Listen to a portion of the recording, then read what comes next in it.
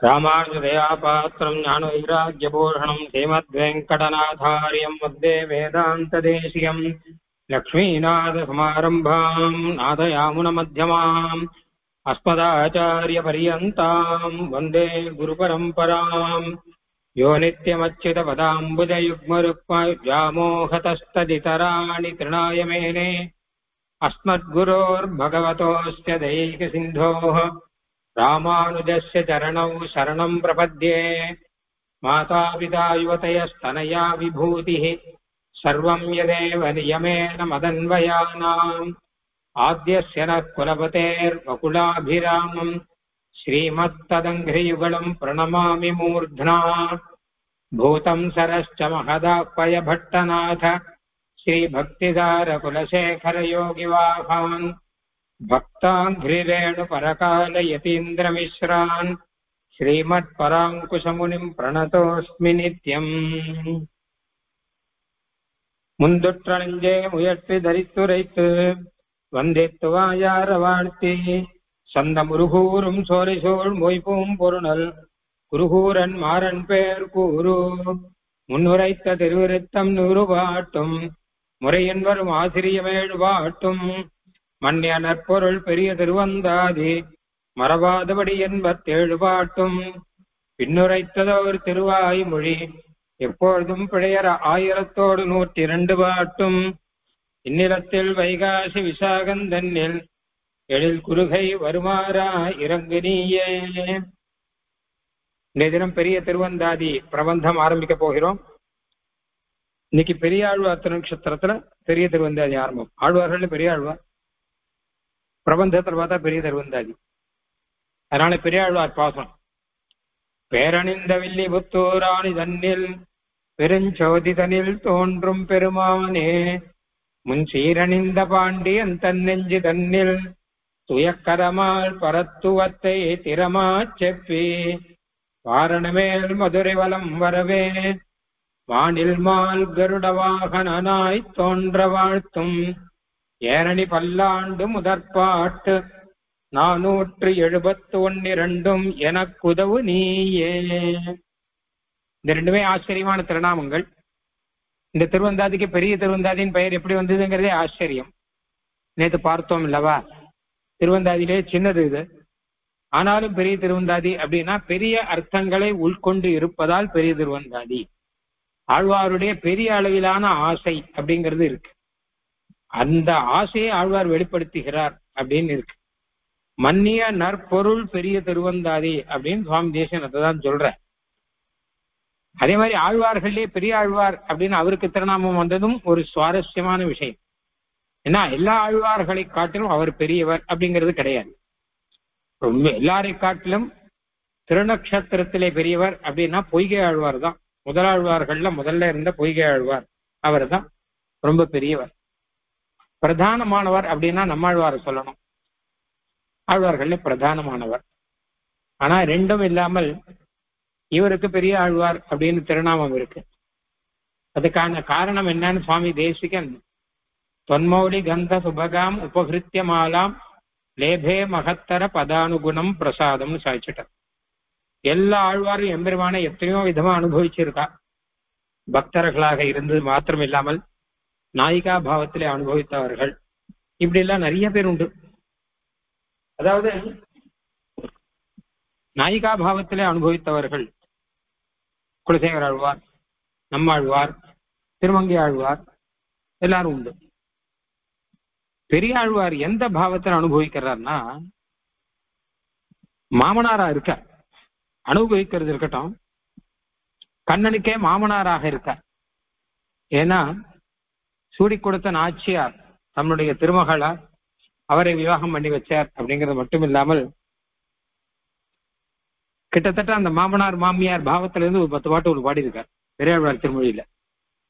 என் பொண்ணு நந்தகோபன் மகனுக்கு வார்க்கப்பட்டாள், அப்ப என்ன ஆகும் அப்படின்னு ஒரு மகள் தன்னை உடையேன் உலகம் நிறைந்த புகழால் திருமகள் போல் வளர்த்தேன் செங்கன்மாள் தான் கொண்டு போனான் அப்படின்னு ஒரு மகளை நான் பெற்றவன், ஒரு மகள் என்னிடம் வளர்ந்தாள், செங்கன்மால் தான் கொண்டு போனான் அப்படின்னு அனுபவித்து பாடக்கூடிய பாட்டு. ஒரு 10 பாசுரங்கள் ஆழ்வார் பாடுகிறார்.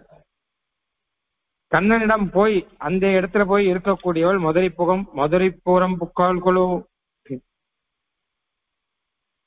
நல்லதோர் தாமரை பொய்கை அப்படின்னு அந்த திருவாய்மொழியில அதைதான் சாதிக்கிறார். நந்தகோபன் எப்படி இவளை எதிர்கொண்டு அழைப்பான், யசோதை எப்படி இவளை நடத்துவார், எல்லாம் நல்ல பெரும் பிள்ளை பெற்று பெரியவளான யசோதை, பெருமை பெற்றவளான யசோதை, என் மகள் தான் அங்கே போய் கடை கயிறே பற்றி வாங்கி கை தழும்பேறிடும் கொலும், அங்க போய் வெண்ணெய் கடைந்து கையெல்லாம் தழும்பேறிடுமா அப்படின்னு இந்த மாதிரி கண்ணனுடைய மாமனார் மாமியார் பாவத்தோட 10 பாட்டு பாடினார பார்க்கலாம். அதனால பெரியாழ்வார் உண்மையிலே கண்ணனுக்கு மாமனாரா இருக்கார் அப்படின்னு தெரியும். அது மட்டும் இல்லாமல் மாமனார் பாட்டு பாடுவானவர் ஒருத்தவராக தான் இருப்பார் அப்படின்னு தோன்றும். அதனால லேபே அப்ப கண்ணனுக்கே மாமனார்னா பெரியவர் தானே. எல்லாரும் கண்ணனுக்கு நாயகியாக இருந்திருக்கார், இல்ல தாசர்களாக இருந்திருக்கார், இவர் தான் மாமனாராக இருந்திருக்கார். அதனால்தான் சுவாமி தேசிகன் சொல்ற லேபே மகத்தர பதானுகுணம் பிரசாதம் அப்படின்னு பெரியாழ்வான் திருநாமம் அவருக்கு ரொம்ப பொருத்தமா இருக்கு. அந்த மாதிரி பெரிய திருவந்தாதி அப்படிங்கிற திருநாமம் இதுக்கு ரொம்ப பொருத்தமா இருக்கு. ஏன்னு கேட்டான்னா எம்பெருமானை பாசுரத்தினாலே பாடும்போது எப்படி பாடணும் அப்படிங்கிறது ரொம்ப அழகான விஷயம். அதை இங்க பெரிய திருவந்தாதியில நம்ம அழகா பார்க்கலாம். இப்போ ஒவ்வொரு பாசுரமாக பார்க்கும்போது அது தெரியும். அனுபவங்கிறது பூர்த்தியா இருக்கும். முதல் பாசனம் இப்பொழுது முயற்றி சுமந்தெழுந்து முந்துற்ற நெஞ்சே இயற்றுவாய் எம்மொடு நீ கூடி நயப்புடைய நாவின் துடை கிளவி உட்பொதிவோம் நற்பூவை பூவின்ற வண்ணன் புகழ். முயற்றி சுமந்தெழுந்து முந்துற்ற நெஞ்சே, தன்னுடைய மனசை பார்த்து ஆழ்வார் கூப்பிடுகிறார். இங்கே என்னுடைய மனசே, முந்துற்ற நெஞ்சே, எனக்கு முன்னாடி போகக்கூடிய மனசே, பெருமாளுக்கு கைங்கரியம் செய்யணும் என்றால் நான் கைங்கரியம் செய்ய ஆரம்பிப்பதற்கு முன்னாடியே அந்த கைங்கரியத்தில் ஈடுபட்டு இருக்கக்கூடிய மனசே, அதுவும் முயற்றி சுமந்தெழுந்து, முயற்றினா உற்சாகம், உற்சாகத்தை சுமந்து மிகவும் உற்சாகத்தோடு கூடி சந்தோஷத்தோடு கூடி ஆனந்தத்தோடு கூத்தாடி கைங்கரியத்தில் போகக்கூடிய என்னுடைய மனசே, நான் ஒரு விஷயம் சொல்கிறேன் கேள். நாம் இப்பொழுது என்ன செய்யலாம் அப்படின்னா, இயற்றுவாய் எம்மோடு நீ கூடி, என்னோடு கூட நீயும் பாடல்களை எல்லாம் இழற்றுவாய். அந்த பாடல்களிலே எம்பெருமானுடைய புகழை சேர்ப்போம். பூவை பூவின்ற வண்ணன் புகழ். பூவை பூ இருக்குல்லையோ, பூவை பூவை போன்ற திருவண்ணத்தை உடையவன், திருமேனியை உடையவன், அவனுடைய புகழை சேர்த்து வைத்து பாடல்களிலே பாடலாம். நயப்புடைய நாவின் துடை கிளவி உட்பொதிவோம். நாக்கு இருக்குல்லையோ, நாக்கினாலே வரக்கூடியதானே பாட்டு. நாக்கினாலே வரக்கூடிய பாட்டிலே அது நாக்கினாலே ஈன்னா ஈனக்கூடியன்னு அர்த்தம், நாவினாலே படைக்கப்படக்கூடிய அப்படின்னு. நயப்புடைய நல்ல மிருதுவான இனிமையான கவி, அது நாக்கிலிருந்து வரக்கூடிய ஒரு துடை கிளவி. கிளவினா சொல், துடைனா பாசுரமாக சேர்த்து கோர்க்கப்பட்டு இருக்கக்கூடிய சொல். அப்போ நாக்கினாலே இனிமையாக அழகாக பாசுரங்கள் எல்லாம் வரப்போகின்றன. அந்த பாசுரங்களுக்குள்ளே நாம் என்ன செய்யலாம், உள் பொதிவோம், உள்ளுக்குள்ளே இதை சேர்த்து பொதித்து வைப்போம். எதை? நற்பூவை பூவின்ற வண்ணன் புகழ். பூவை பூ போன்ற திருமேனியை உடைய கண்ணனுடைய புகழை நாம் இந்த பாட்டுக்குள்ளே சேர்த்து வைப்போம். அதற்காக மனசே நீ என்னோடு சேர்ந்து வந்து இயற்றுவாய் அப்படின்னு மனசை பார்த்து கூப்பிடுற. ஆழ்வார் இப்பொழுது எம்பெருமானை பாசுரங்களாலே அனுபவிப்பது என்கிற நிலையிலே ஆரம்பித்திருக்கிறார். நேத்தே பார்த்தோம், திருவிருத்தத்திலே ஆழ்வார் இந்த பிரகிருதி சம்பந்தத்தை வேறறுத்து தள்ள வேணும் என்பதாக பிரார்த்திக்கிறார் அப்படின்னு. திரு ஆசிரியத்திலே எம்பெருமானை நேர சேவித்த அனுபவத்தை பகிர்ந்து கொள்கிறார் அப்படின்னு. இப்போ 3வது பெரிய திருவந்தாதி அப்படிங்கிறதுல இப்போ ஆழ்வார் தம்முடைய ஆசை, அந்த ஆசையின் மேலீட்டாக ஆழ்வார் சில பாசுரங்கள் அருளி செய்கிறார் அப்படின்னு இருக்கு. அதுதான் இப்பொழுது முதல் பாசுரம். முயற்றி சுமந்தெழுந்து முந்துற்ற நெஞ்சே இயற்றுவாய் எம்மொடு நீ கூடி நயப்புடைய நாவின் துடை கிளவியுட்பொதிவோம் நற்பூவை பூவின்ற வண்ணன் புகழ். நேத்தே சொன்னேன், நெஞ்சு அப்படிங்கிறது ஆழ்வாருக்கு ரொம்ப பிடிச்ச விஷயம் போல இருக்கு. பல இடங்கள்ல சொல்ற. திருமங்கையாளர் கூட நல்ல நெஞ்சே நாம் தொழுதும் அப்படிலாம் சொல்ற, அடை நெஞ்சே அப்படிலாம் சொல்ற. நம்மாழ்வார் பல இடங்கள்ல நெஞ்சமே நல்ல நல்லை அப்படிலாம் சொல்றார். பல இடங்கள்ல இருக்கு. ஏன்னு கேட்டானா, நாம எம்பெருமான் கிட்ட ஈடுபட்டு இருக்கோம்னா அதுக்கு முக்கியமான காரணம் மனசுதான்.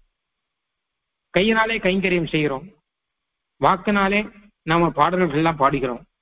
எல்லாத்துக்கும் மேல முக்கியமானது மனசுதான். மனசு இருக்கிறதானே எல்லாம் செய்ய முடியுது. மனசு வேற எங்கேயாவது இருந்துன்னு வச்சுக்கோங்க, அதுலதான் ஈடுபட்டு இருந்ததுன்னா இதெல்லாம் செய்ய முடியாது, செஞ்சாலும் நிரக்காது, நன்னாக இருக்காது. அதனால மனசு வாக்கு சரீரம் அப்படின்னு வச்சா கூட முதல்ல மனசு இருக்கு. ஏன்னா மனசால நினைச்சதுதான் வாக்கு சொல்லும், வாக்காலே சொல்றதுதான் சரீரம் செய்யும் அப்படின்னு வேதம் சொல்றது. இத மனசுடைய பிரபாவத்தை சொல்றது. அப்படி இருக்கச்ச மனசு நமக்கு நல்லதா பெருமாள் கிட்ட ஈடுபடுற மனசு உனக்கு கிடைச்சிருக்குன்னு வச்சுக்கோங்க, அப்புறம் என்ன, அப்புறம் வாக்கு என்ன, சரீரம் என்ன, எல்லாம் தானா நல்லதா வந்துடும் மொத்தமா. அதனால்தான் ஆழ்வார் தான் மனசை வைத்து கொண்டாடுகிறார்னா அதுக்கு வியாக்கியானத்தில் அழகா சொல்றா. ஒரு பையன் ஒருத்தன், ஒரு அப்பா அம்மாவுக்கு பையன் ஒருத்தன், அந்த பையன் இந்த மாதிரி நல்ல பக்திமானாக பகவானோட ஈடுபாட்டோட இருப்பவனாக இருந்தால் அவனை தூக்கி மடியில வச்சு அப்பா அம்மாலாம் எப்படி கொண்டாடுவாளோ, எங்காத்து பையன் இப்படியெல்லாம் ஆராதனம் பண்றான், இப்படியெல்லாம் உற்சவம், அதாவது குழந்தைகளா இருக்கும்போதே உற்சவங்கள்லாம் பண்ணிட்டு இருக்கான்னா எவ்வளவு சந்தோஷப்படுவான். அந்த மாதிரி மனசை கூட்டு மடியில் உட்காத்தி வச்சு ஆழ்வார் கொஞ்சுகிறார், கொண்டாடுகிறார் அப்படின்னு வரும்.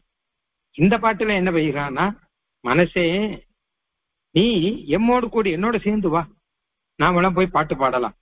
முயற்றி சுமந்தெழுந்து முந்துற்ற நெஞ்சே, அதுவும் முந்துற்ற நெஞ்சே, எனக்கு முன்னாடி போயிருக்கிற மனசேங்கிற.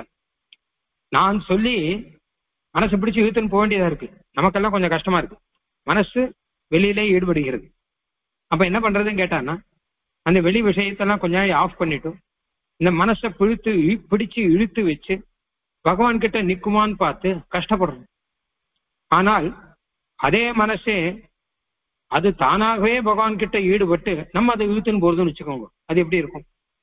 நாம் மனசை வலுக்கட்டாயமாக இழுத்து வைத்து பகவானிடம் ஈடுபட செய்வதை காட்டிலும் மனசே தானாகவே முந்துற்ற அப்படின்னு முன்னாடி அதுவே போய் எம்பெருமானிடம் ஈடுபட்டு நம்ம இழுக்கிறது அப்படின்னா இவ்வளவு அழகா இருக்கும். அப்படி ஆழ்வாருக்கு மனசு இருக்கான். முந்துற்ற நெஞ்சே, முன்னாடி போய் இருக்கக்கூடிய நெஞ்சே அப்படின்னு, எனக்கு முன்னாடி போய் இருக்கக்கூடிய நெஞ்சே அப்படின்னு. அது பூர்வமேவ அப்படின்னு ராமாயணத்துல வரும். லக்ஷ்மண பெருமாளுடைய வைபவம் சொல்லச்ச, இளைய பெருமாளை பத்தி சொல்லச்ச, பிராகேவது மகாபாகா சௌமித்ரிஹி மித்ரநந்தனஹ பூர்வஜஸ்யானுயாத்ரார்த்தே துமச்சீரைரலங்கிருதஹ.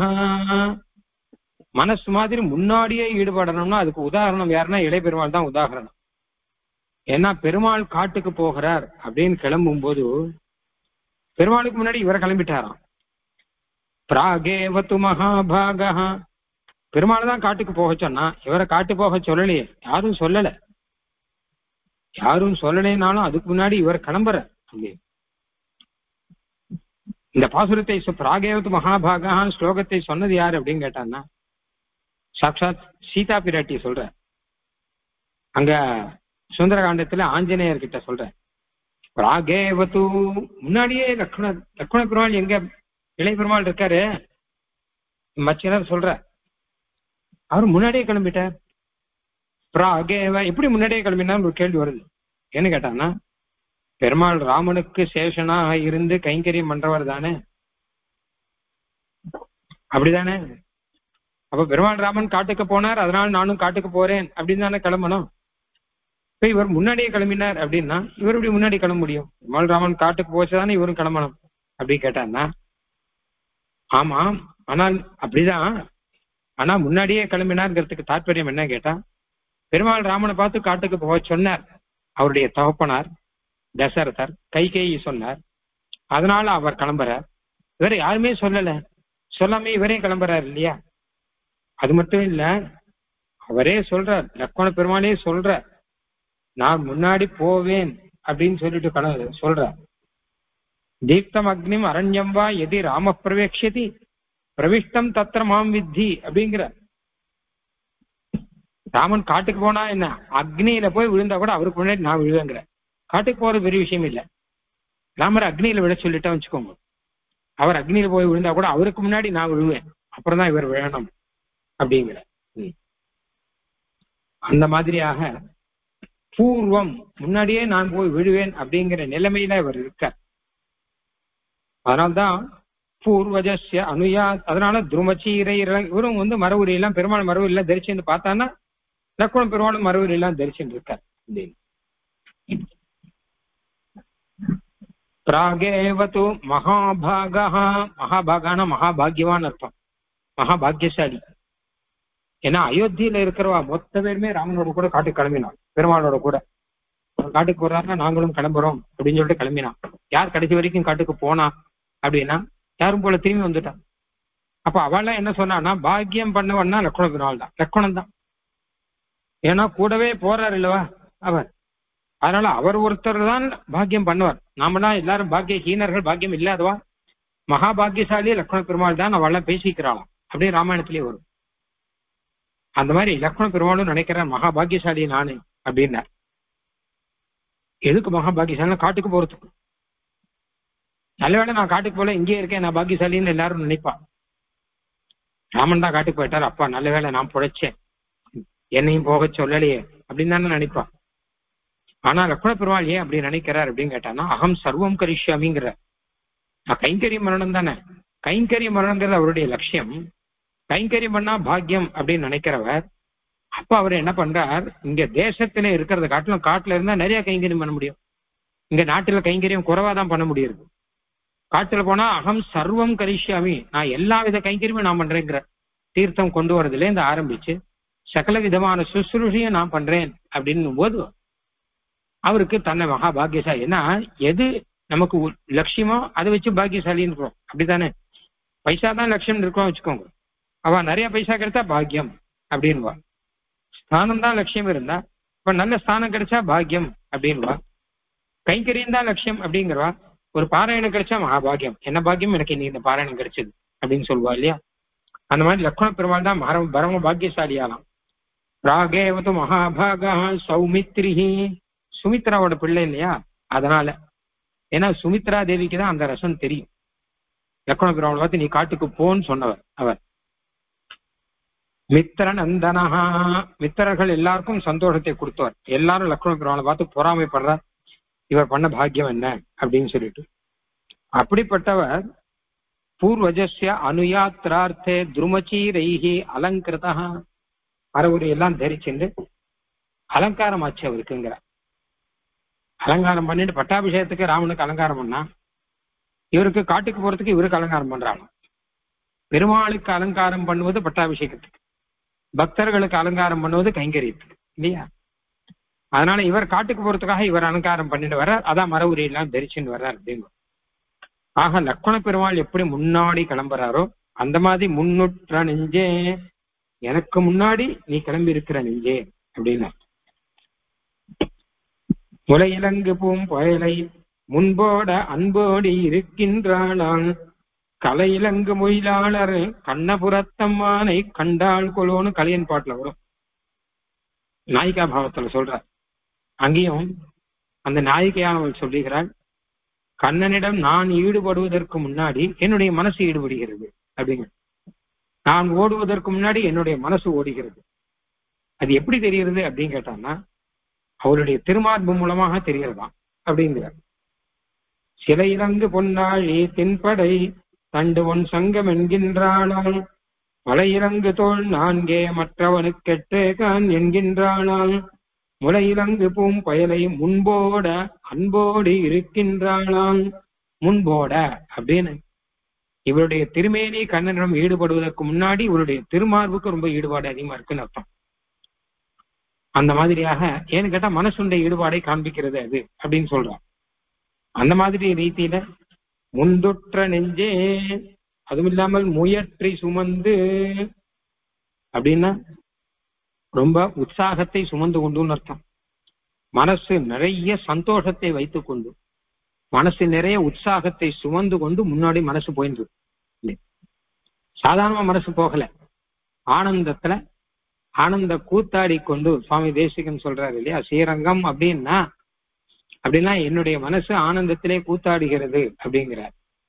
அந்த மாதிரி ரீதியில ஆனந்தத்திலே இருந்து கொண்டு, ஆனந்தத்தை நிரப்பிக் கொண்டு, உற்சாகத்தை நிரப்பிக் கொண்டு மனசானது முன்னாடி கிளம்புகிறது பெருமாளுடைய கைங்கரியத்திலே. அப்படிப்பட்ட மனசுதான் இப்ப துணைக்கு வேணும். சாதாரண மனசு இருந்தா கூட இந்த மாதிரி திருவந்தாதி பாட்டெல்லாம் பாட முடியாது. இப்படிப்பட்ட மனசு இருந்தாதானே பாட முடியும். அதனால முயற்றி சுமந்து எழுந்து முயற்றி சுமந்து எழுந்து முந்துற்ற நெஞ்சே, உற்சாகத்தை பெரிய அளவிலே தரித்து கொண்டு கிளர்ந்து, எழுந்துன்னா கிளர்ந்துன்னு அர்த்தம். அதாவது இந்த கைங்கரியத்துக்கு போறவா சில பேர் பார்த்தா தெரியும், உற்சாகத்தோட இருந்துவா, உற்சாகத்தோட போவா. சில பேர் இப்படி மெதுவா நடந்து போய் போலாமா வேணாமா, போகாம தப்பிச்சுக்கிறதுக்கான வழி அப்படிலாம் இல்லாமல் முயற்றி சுமந்து எழுந்து முந்துற்ற அப்படின்னு எத்த போடுற அப்புறம் உற்சாகத்தை வைத்து கொண்டு, எழுந்து அப்படின்னா கிளர்ந்து எழுந்து, முந்துற்ற அப்படின்னா முன்னாடியே போய் இருக்கக்கூடிய என்னுடைய மனசே அப்படின்னு. முயற்றி சுமந்து எழுந்து முந்துற்ற நெஞ்சே அப்படின்னு. இயற்றுவாய் எம்மொடு நீ கூடி, நெஞ்சே உன்கிட்ட ஒரு விண்ணப்பம், உன்கிட்ட ஒரு பிரார்த்தனை, என்று கேட்டவர்களாய் அடியன் செய்யும் விண்ணப்பமேங்கிற மாதிரி மனசே உன்கிட்ட ஒரு விஷயம் கேட்கிறேன், நீ செய்யணும். என்ன கேட்டா, இயற்றுவாய் எம்மோடு நீ கூடி, என்னோட கூட சேர்ந்து நீயும் இந்த கவிதைகள் எல்லாம் இயற்றுவாய், நீயும் இந்த ஸ்தோத்திரங்கள் எல்லாம் செய்வாய் அப்படின்னு மனசை பார்த்து கூப்பிடுறேன். நீயும் ஸ்தோத்திரம் செய்யணுவா, நாம பெருமாளை பாடலாம். இயற்றுவாய் எம்மோடு நீ கூடி, நீர் எதுக்கு பாடுறீர் அப்படின்னு கேட்டா, கிருதஜதையோட இருக்கலாம். எம்பெருமானை குறிச்சு பாடணும் இல்லவா?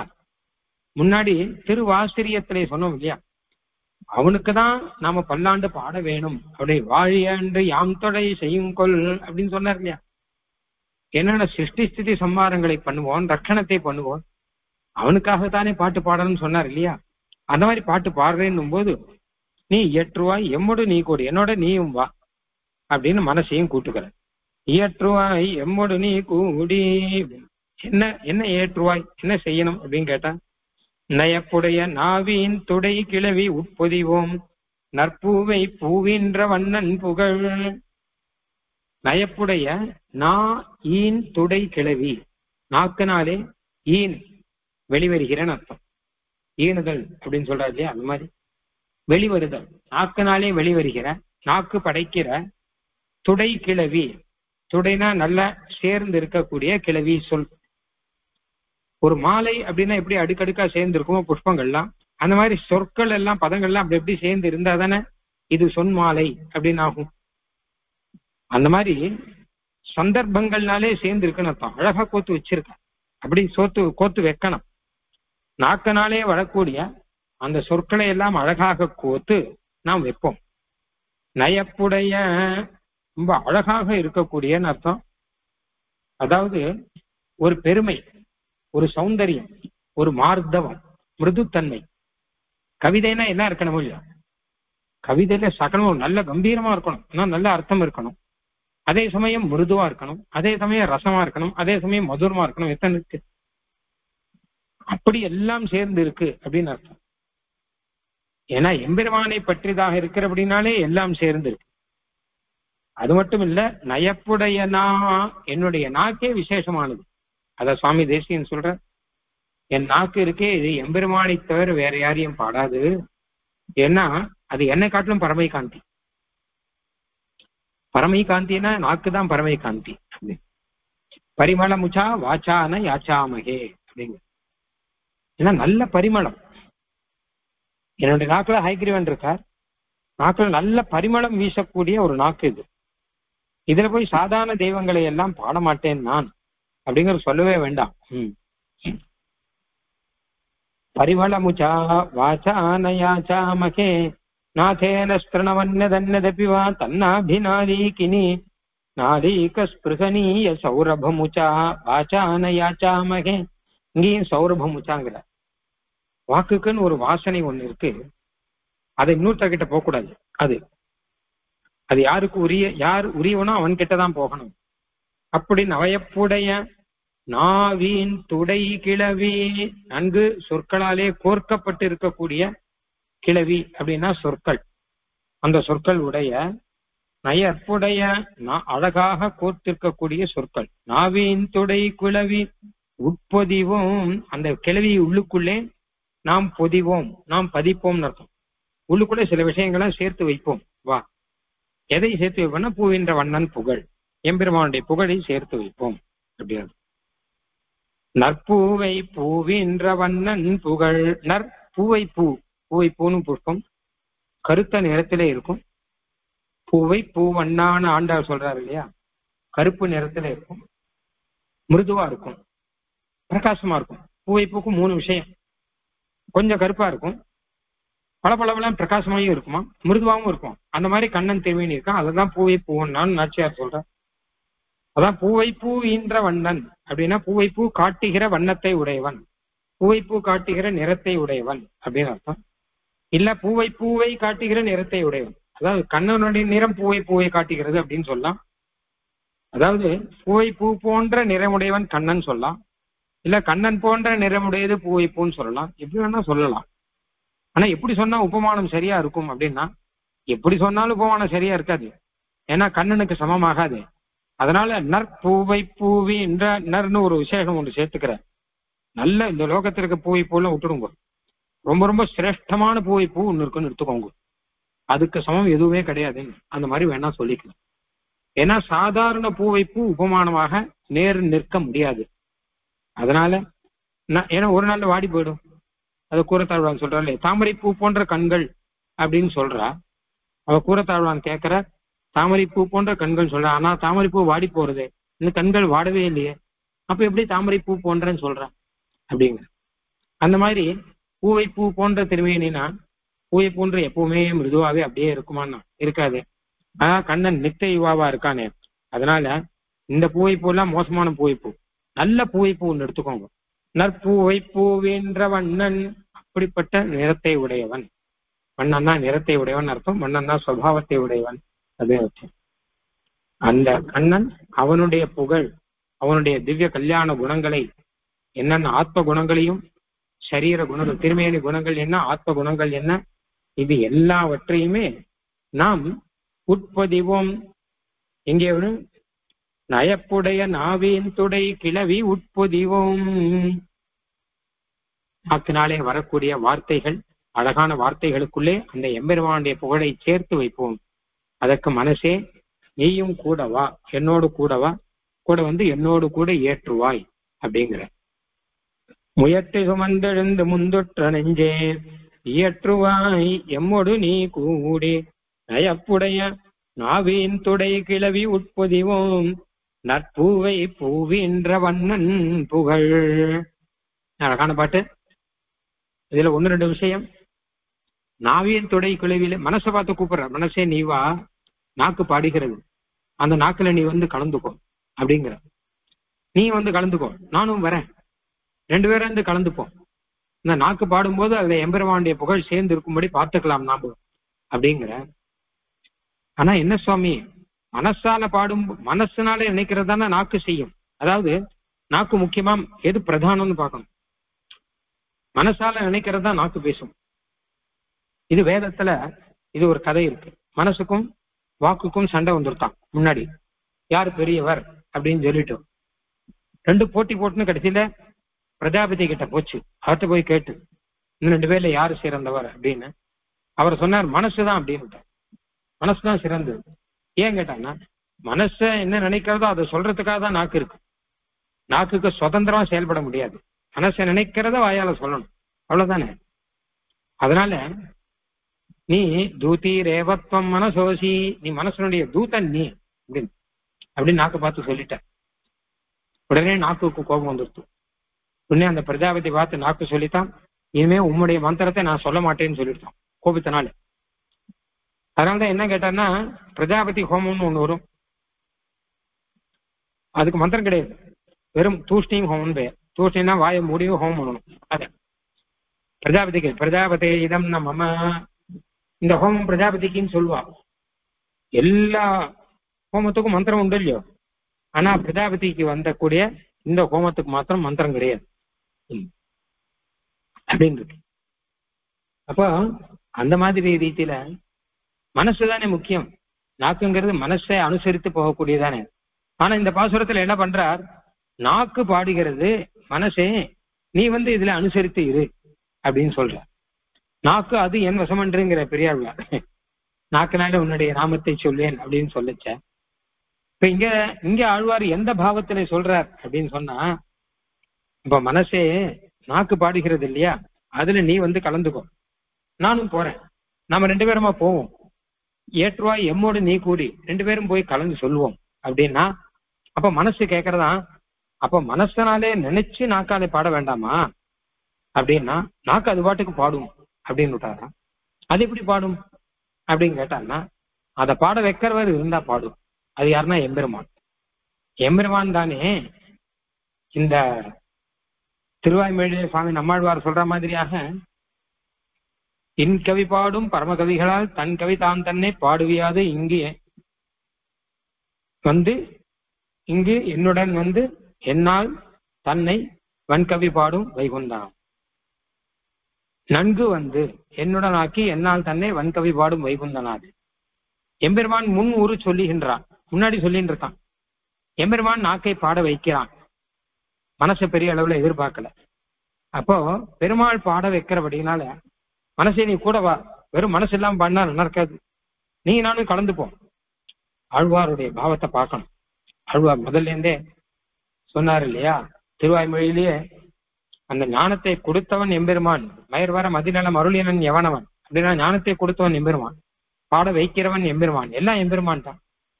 அப்ப எம்பெருமான் தான் பண்றான். இந்த மனசை நீ பேசாம இருக்கக்கூடாது, அவன் என்ன பண்றானோ பண்ணட்டும் அப்படின்னு இருக்கக்கூடாது, நீ கலந்துக்கணும். சில சமயம் நமக்கே அப்படி ஆயிடும். எப்படி ஆயிடும் அப்படின்னு கேட்டா, சாசனம் சொல்லிட்டு இருக்கோம், மனசாலே ஈடுபட்டு சாசனம் சொல்றோமானா கிடையாது. ஒரு 10 நிமிடத்துல சாசனம் முடியும் கிடு கிடு கிடுன்னு, மனசு அதுல இருக்காது, வேற எங்கேயாவது இருக்கும். என்ன கேட்டா நாக்குக்கு அதை வயசமாயிடுச்சு, நாக்கு வேற சாசனத்தை சொல்லிட்டு இருக்கு. சாசனம் திடீர்னு சொல்லும்போது மாறி போச்சோ, ஒருவேளை நம்ம சொன்னதே திருப்பி சொல்லிட்டு இருக்கோமோ, என்ன புரியலையே, மறுபடியும் முதலேன்னு சொல்லலாம். அப்படியெல்லாம் நிறைய நடக்குது. ஒரு சாஸ்திரம் சொல்லும் போதோ பாராயணம் பண்ணும் போதோ மனசு ஈடுபாட்டு இல்லாமல் அதனுடைய பழக்க வசத்தினாலே அது இப்படி போயின்னு இருக்கும் இல்லையோ, அந்த மாதிரி நடக்கக்கூடாது. பழக்க வசத்தினாலே நடக்கக்கூடாது. ஏதோ எம்பெருமான் சொல்ல வச்சிருக்கான் அப்படிங்கிற அந்த ரீதியிலே நடக்கக்கூடாது. ஏற்றுவாய் எம்மோடு நீ கூடி, நானும் கூட இருக்கணும், நீயும் கூட இருக்கணும். முயற்றி சுமந்து நெஞ்சே, முயற்றி சுமந்தெழுந்து முந்துற்ற நெஞ்சே. மனசை பார்த்து, மனசே நீ முந்துற்றவன், நான் பிற்பட்டவன். முந்துற்ற நீயும் சரி, நான் எல்லாத்துலயும் லேட்டு தான், நான் என்ன ஒத்துக்கிறேன். ஆனா மனசு நீ முந்துற்றவன் ஆச்சே, வா, இந்த நாக்கு ஏதோ பாடணுங்கிறது பாட ஆரம்பிச்சிருக்கு, வா கூட போலாம், கூட போய் சேர்ந்து மனசாலே நாக்காலே அழகாக பாடலாம் அப்படின்னு கூப்பிடுகிறார். முயற்றி சுமந்தெழுந்து முந்துற்ற நெஞ்சேன், இயற்றுவாய் எம்மோடு நீ கூடி, நயப்புடைய நாவின் துடை கிளவி உட்பொதிவோம், நற்பூவை பூவின்ற வண்ணன் புகழ். அப்ப மனசு கேட்கறது, நான் எதுக்கு அப்படின்னா பாடிண்டே இருக்கலாமே அப்படின்னு கேட்டான்னா, நீ வேணும், நாக்கும் வேணும், நானும் வேணும், 3 பேரும் வேணும் அப்படிங்கிறார் ஆழ்வார். நாக்கு எதுக்கு வேணும்னா பாடுவதற்கு நாக்கு வேணும், நாக்குல பாட முடியாதே. அதனால மனசு எதுக்கு வேணும்னா அனுபவிக்கிறதுக்கு மனசு வேணும், மனசாலதான் அனுபவிக்கணும், மனசு இல்லாட்டா அனுபவிக்க முடியாதே. பெருமா பாடினா போறாது, அனுபவிக்கணும், பெருமா அனுபவிச்சா போறாது, பாடணும். அதனால அனுபவிப்பதற்காக மனசும் பாடுவதற்காக இந்த நாக்கும், பின்னை கர்த்தாவாக நானும். ஏன்னா நான் தானே அனுபவிக்கணும், நான் தானே பாடணும், இது ரெண்டும். ஆனா நான் அப்படிங்கிறது ஆத்மா, ஆத்மாங்கிறது இந்த சரீரத்தோடு கூட இருக்கிற அந்த ஆத்மா, சரீரத்தோடு கூட இருக்கிற இந்த ஆத்மா தான். அப்படி இருந்தாதான் இந்த பாடி எல்லாம் அனுபவிக்க முடியும். அனுபவிக்கணும்னாலே சரீரத்தோடு கூட ஆத்மா இருக்கும். ஆத்ம புத்தேரா ஆத்மா மகான் பரஹா அப்படின்னு வரும் கட்டோபனிஷத்துல. அதாவது ஆத்மா தான் எல்லாத்த காட்டிலும் பெருசு. ஏன்னு கேட்டான்னா அதை அனுசரிச்சுதான் எல்லாம் இருக்கு. அதனால இந்த ஆத்மா சொல்றது, மனசே நான் என்னைக்குமே கொஞ்சம் டிலே தான், சட்டுன்னு எதையும் ஆரம்பிக்க மாட்டேன். ஆனால் நீ தான் முந்துற்ற நெஞ்சையாச்சு, அதனால நீ முன்னாடி போ, பிற்பாடான என்னையும் கூட்டுன்னு போ, நாம 2 பேரும் போவோம். நாக்கு அது பாட்டுக்கு பாட ஆரம்பிச்சிருக்கோம். இத்தனை நாளி பாட ஆரம்பிக்கிச்சு, அதோடு போய் நாம கலந்து கொள்வோம். கலந்து கொண்டு பூவை பூவின்ற வண்ணன் புகழ் அப்படின்னு எம்பெருமானுடைய புகழை நாம் பாடலாம். முயற்றி சுமந்தெழுந்த முந்தொற்ற நெஞ்சே இயற்றுவாய் எம்மோடு நீ கூடி நயப்புடைய நாவின் துடை கிளவி உட்பொதிவோம் நற்பூவை பூவின்ற வண்ணன் புகழ். புகழ்வோம் பதிப்போம் பழிப்போம் புகழும் பழியோம் இகழ்வோம் மதிப்போம் மதியோம் இகழும் மற்றெங்கண்மாள் செங்கண்மாள் சீரல் நீ தீவினையோம் எங்கண்மாள் கண்டா இவையே அப்படின்னு 2வது பாசம். இதுல இருக்கிற விஷயங்களை கொஞ்சம் விஸ்தாரமா சொல்லணும், அடுத்த பாட்டோட சேர்த்து வேற சொல்லணும். அதனால அதை நாளைக்கு நாம் பார்க்கலாம். ஆழ்வார் எம்பெருமானார் தேசிகன் திருவடிகளே சரணம்.